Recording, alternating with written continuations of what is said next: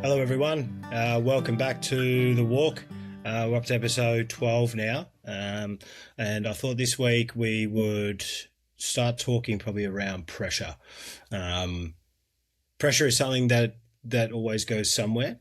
And having the time to reflect in these last lot of weeks, I've had the opportunity to really sit with a lot of stuff as I've discussed over the journey thus far. And something that I've been sitting with, which has become probably a bit uncomfortable, is that theory of pressure always goes somewhere, and it's not just about, I suppose, stress.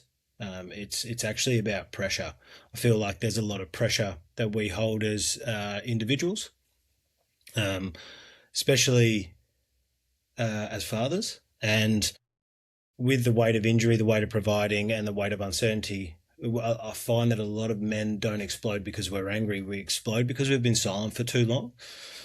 And I know when pressure starts to build up on me, I do get a lot of physical symptoms, which can look like burnout, breakdown. I get a lot of muscle soreness, neck pain, jaw pain, immediate headaches. And this has been happening quite a fair bit since I've been one, off with the injury, but two, also at home and exposed to a lot more parenting, I suppose, than I would if I was at work. My self talk is something that I have to work quite heavily on. It is quite negative a lot of the time, and it is something that will get better, as long as I want it to get better, I suppose.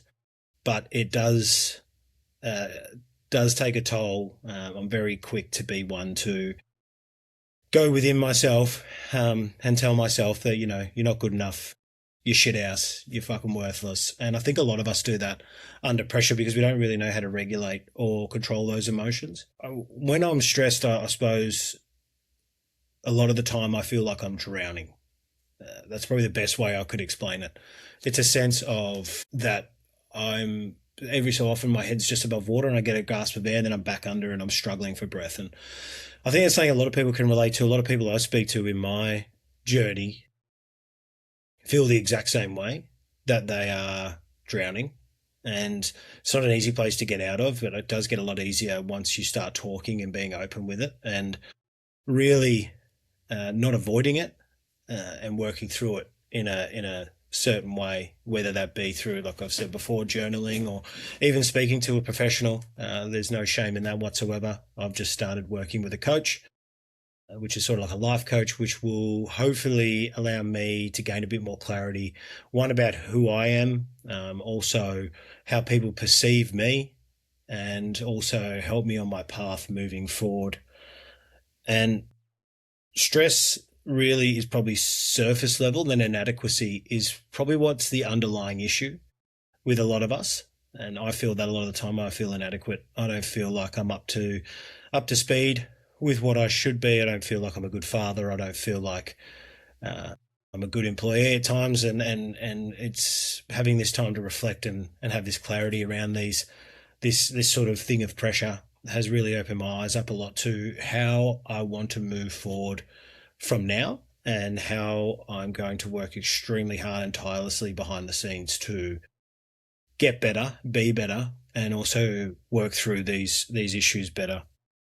I share with you guys a lot about my son's soul and the journey I've had there, and I try not to make his medical thing my narrative, because he's got his own burdens, and I don't think I should take that away from him. It's his own journey. It's just, being a parent and a caregiver, it's extremely difficult. But there are some regrets from that medical journey, especially early days, being emotionally unavailable. I don't wish for those times again, and I'm going to have to keep having those times. But definitely there is some regret there, and I'm someone who tries to hold like no regrets whatsoever. Obviously we all have some, but we do what we do at the time, and it's what we feel is right with the tools we have. And but looking back and having hindsight now that time's passed, I definitely feel a lot of regret. How I handled certain situations, how I handled pressure. I still remember, I've been thinking about this a lot lately.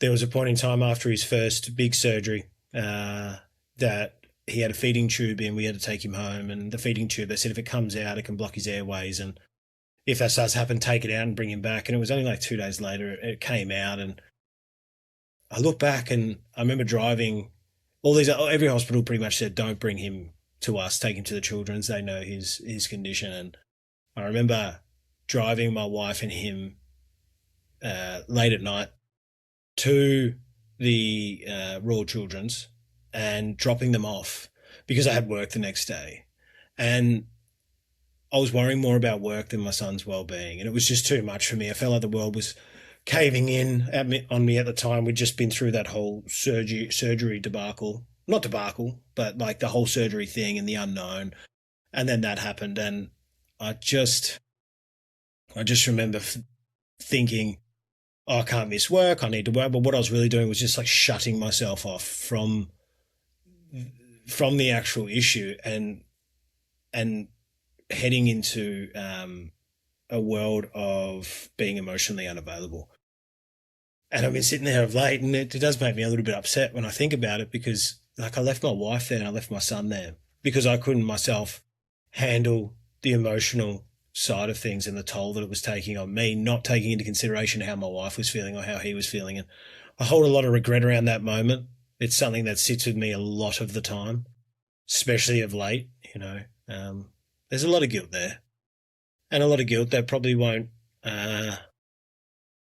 ever be removed from my memory. It'll probably just sit there and stay and be something that I have to deal with and work through. And that's what I find being a medically, complex parent of a child with medical needs is a lot of the time you're playing this big juggling act of you're so stressed, so burnt out, so exhausted all the time. You're not giving them your full amount, even if you are at home, because you're so worried about them, worried about their future, worried about what their life's going to look like, how they'll prosper as they move, excuse me, through life. And you start to really take a lot of stuff for granted. And it's those moments like that moment, like not that I wish that we had that moment back, but I wish that I could go back in time and sit there with my wife, comfort her, and also just let Soul know that I was there, and I'm beside him and I trust him and I love him. And but I just thought I'd share that because that was a time when I was under immense pressure, and my pressure went into emotionally shutting off and not being able to be my true self and be that carer and provider and man and male in my family's life that they needed at the time. And I've been thinking over this time as well, and I've thought this for a long time, but sort of pressure it leaks sideways. And what I mean by leak sideways is we bottle it up, we keep it inside, and then we don't really do anything with it. And I've always said I'll be honest with you, with all the listeners, and it's that's what I pride myself on. But the way pressure over the years has leaked sideways for me has been probably a lot through depression. I've struggled very, very heavily with depression. People might not think it. It started early years. I was always the clown, always the one everyone wanted to be around. I was the life of the party. I was a bit of an idiot at times, a bit of a larrikin, a bit of a dick to some people who were around me. But all in all, my intentions were in the best place. And being a young man trying to grow up in this world, it is confusing, and you do make mistakes. But I was looking back now, and probably some point to a degree now, still struggle with areas of depression. Not as much now. I'm getting better with it through working through things and moving intentionally through life. But there was a point in time where I still remember driving home from a mate's house one night, and I just wasn't feeling myself. I didn't really feel anything, to be honest. I was there and I was smiling, and we were having a few drinks and passed a joint around and did all that type of stuff. And I shouldn't have been driving at the time.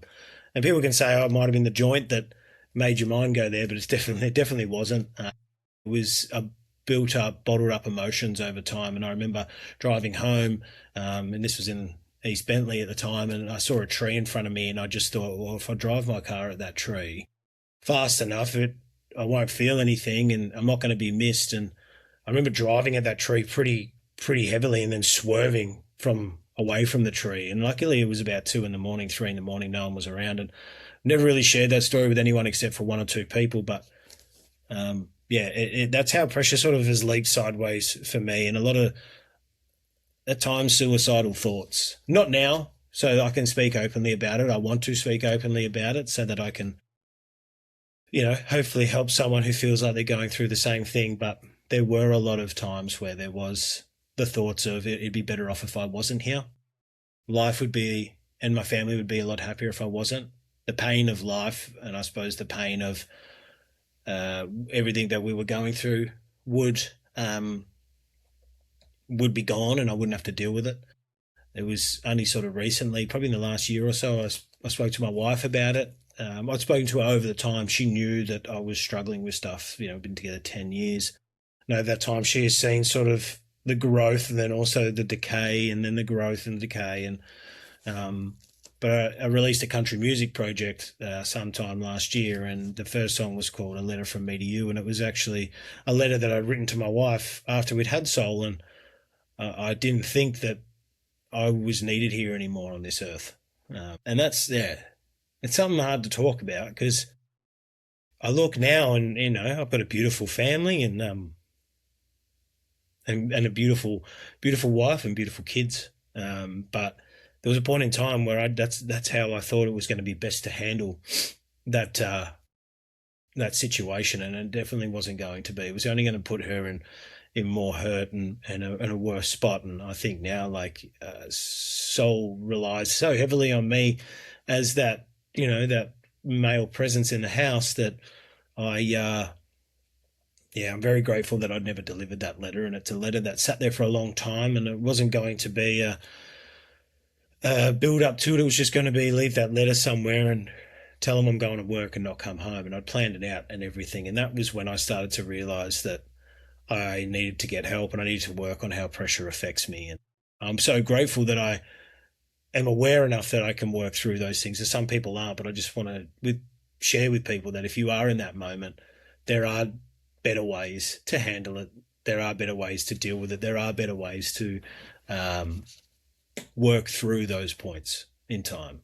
And it's not the end. And everything will pass. The good times will pass. The bad times will pass. And if you're in a point of your life right now where everything feels bad and everything feels like a struggle and you feel like you're not good enough, it's not because you're not good enough. It's purely because you are just stuck.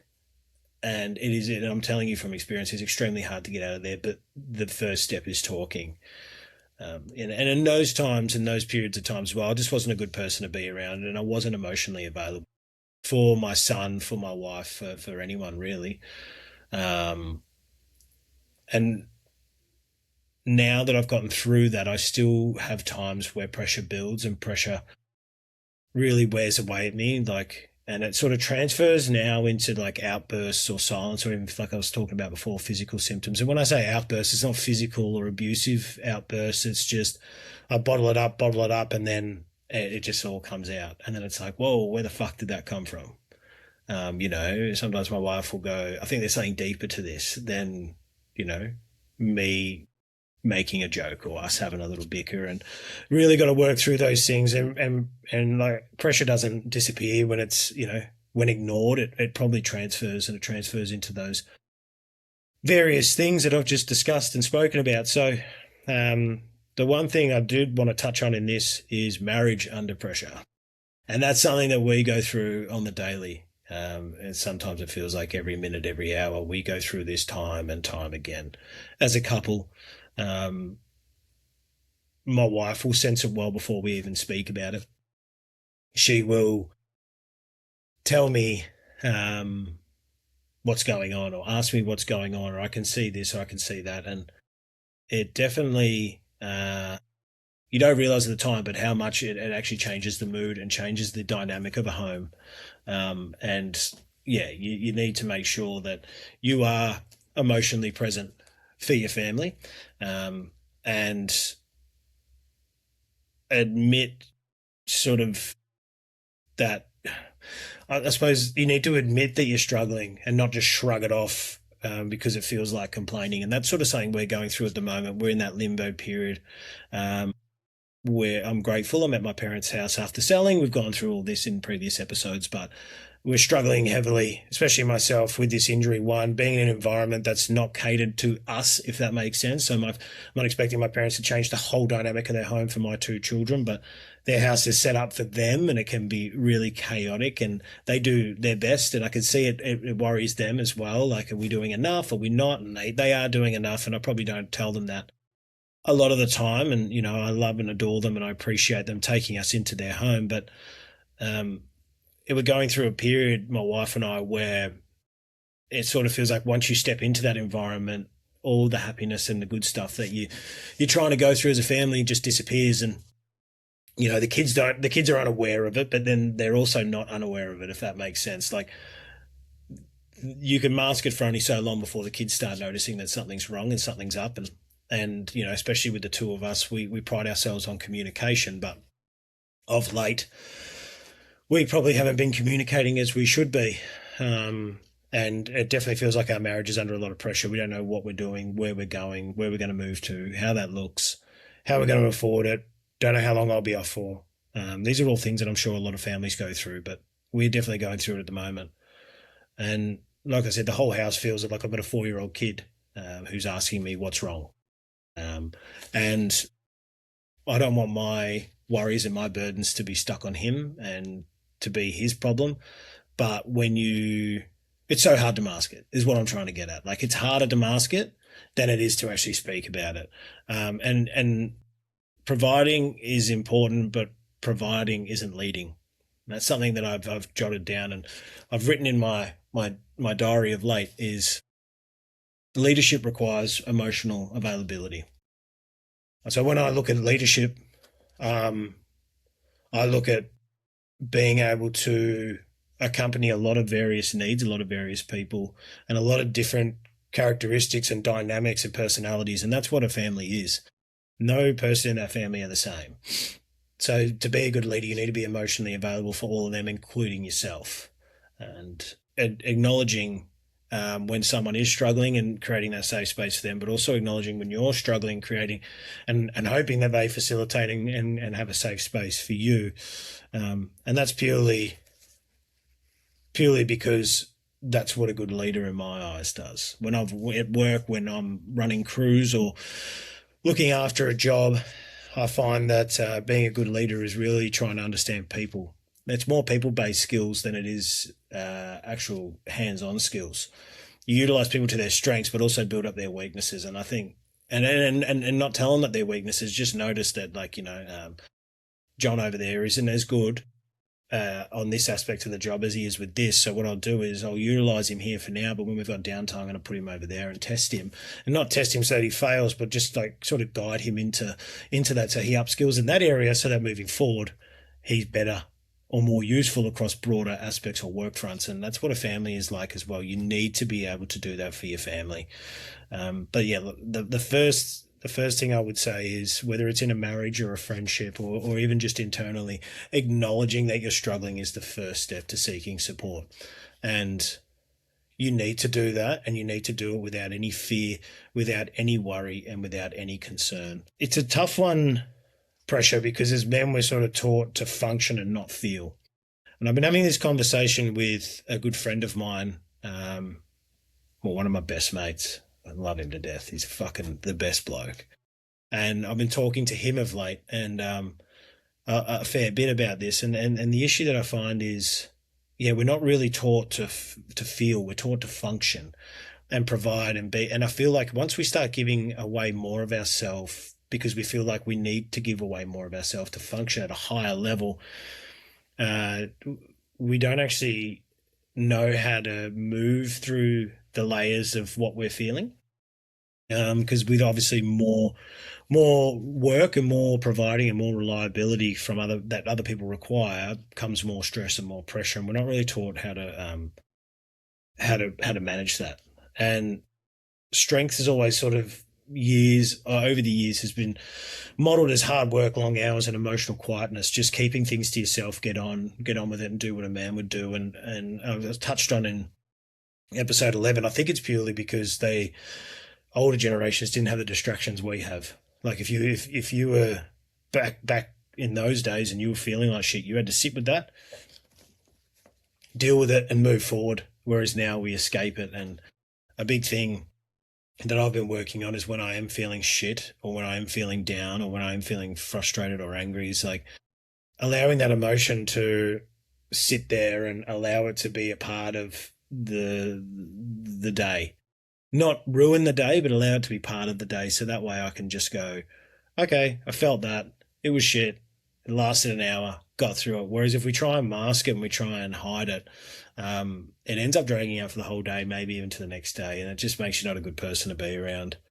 And stored emotion then in turn becomes pressure, because then the emotion that we're storing, we start worrying about, then we start worrying we need to fix it.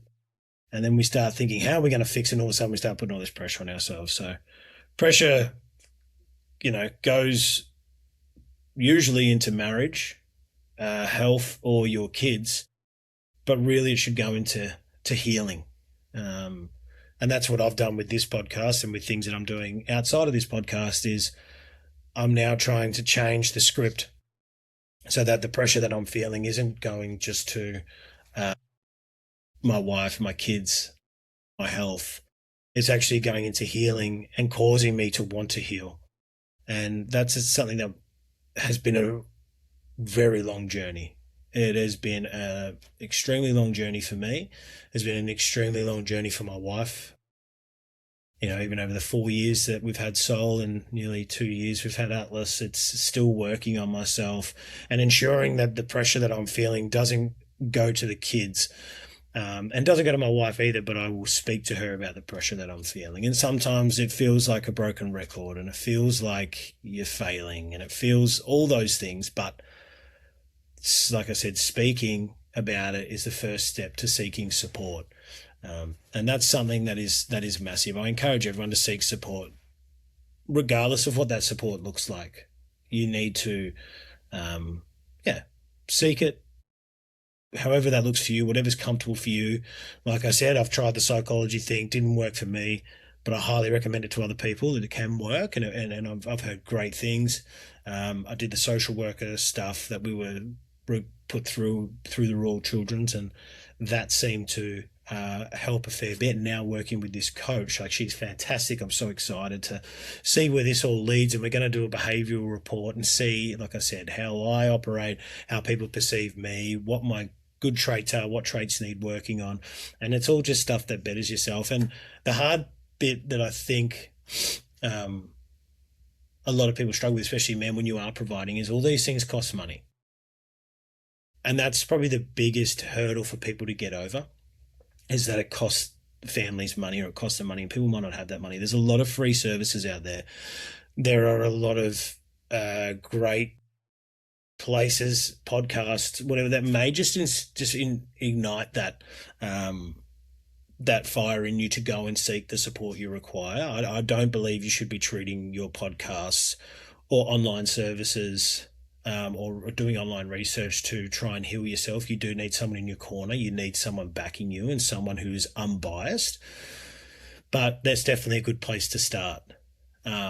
Start thinking about who you are, what things trigger you, what things make, and be open to your partner. And if your partner can't facilitate that space for you, then have that conversation with them as well. Because I'm sure as hell, I've spoken to a lot of men over time, and one thing I have seen is it's sort of 50-50. Some men have that at home and they're blessed to have that support. Other men don't.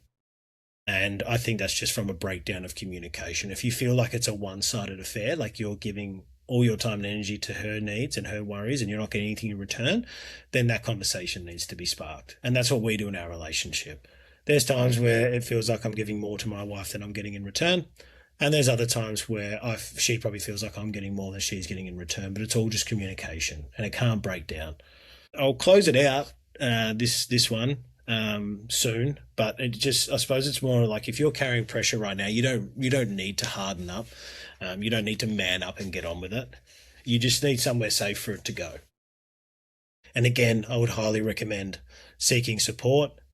If financial worries is your thing, then I know for a fact you can go to the doctor, you can get a mental health plan. I think you get could be wrong here, but I'm sure it's between 10 to 13 subsidized sessions with a psychologist, and then you can reassess after that. And I think they do them in like 4 blocks or something thereafter. But there are some great community services and online services that you can go down. Of course, there's podcasts. There is also um, doing your own research, but again, I don't recommend that for an actual fix. I do recommend that to get insight into things, and you might relate to certain stories, or certain things may trigger something in you, and you go, "Oh, that is me. How do I deal with that? Or how did that person deal with that?" And it could be breath work or meditation or whatever it is, but then seek that support thereafter. Don't use those tools as your way of healing. Move forward, as we always say, intentionally. It's about it's a journey of progression, not perfection. It's going to take time, and that's what the walk is built on. Find those people who want to walk beside you. If you do need any help, any guidance, or you want, whatever it may be, as I have said, I'm not a medical practitioner. I can't give you therapy, but what I can do is speak from lived experience. And if there's something that's on your mind that you do want to talk about, by all means, get in touch. I can guide you in the direction that I went down, or happy just to even have a conversation, just be a set of ears for someone out there who needs it and may not have it in their home. So just remember, pressure always goes somewhere, and the only question that is, where are you putting it? So don't put it into things that you love and care about. Put it into your own healing is my biggest advice. So thank you for tuning in. I'm Jake Dunley, and this is The Walk.